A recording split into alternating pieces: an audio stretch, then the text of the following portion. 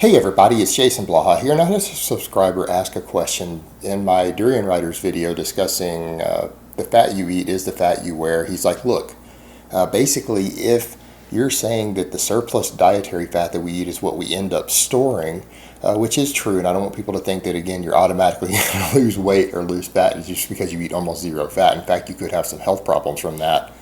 Watch that video. I'm going to link it here and down below. So how do people lose fat on ketogenic diet? Should they be gaining fat? And fantastic question, and let's cover that for a minute.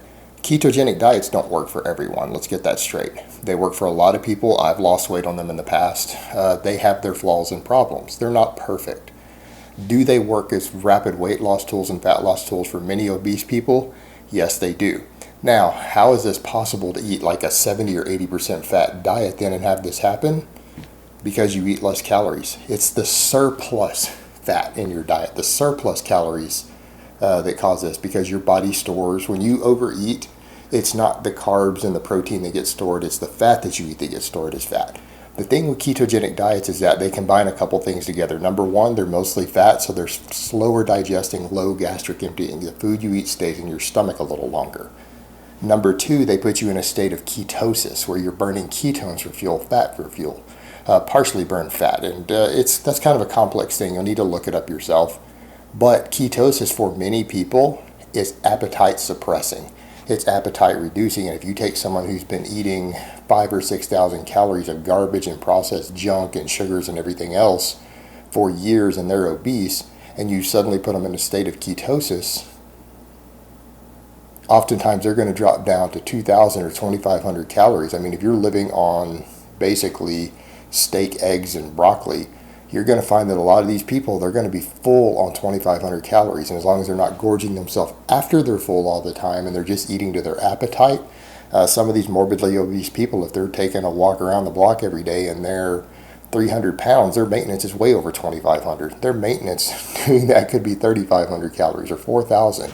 They're going to start losing weight pretty quickly, simply because it's appetite suppressing. They're eating less total calories in the state of ketosis. And that's the thing. Most diets work effectively by suppressing appetite. That's your main thing. That's the reason most fat people are fat. They're hungry.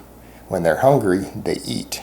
And it's oftentimes because of a lot of the refined garbage and other things we put in that we get hungrier easier. We eat more and get hungry sooner than we should because of the hormonal responses and gastric emptying and a lot of the garbage and stuff that we eat, all this refined foods. It makes it harder for people to control appetites. And people who have a genetic predisposition for obesity, all that means is that they get hungrier faster and tend to eat more than other people. That's your genetic predisposition towards obesity. So people like that can't sit around eating low satiety foods. Well, ketogenic diets are appetite suppressing. Obesity is caused by excessive appetite. That's the primary cause. Appetite. Excessive appetite. Your diet can affect your appetite. And in this case, ketosis tends to cause sometimes mild nausea and suppression of appetite. It blunts appetite. Lower appetite is essentially the cure for obesity.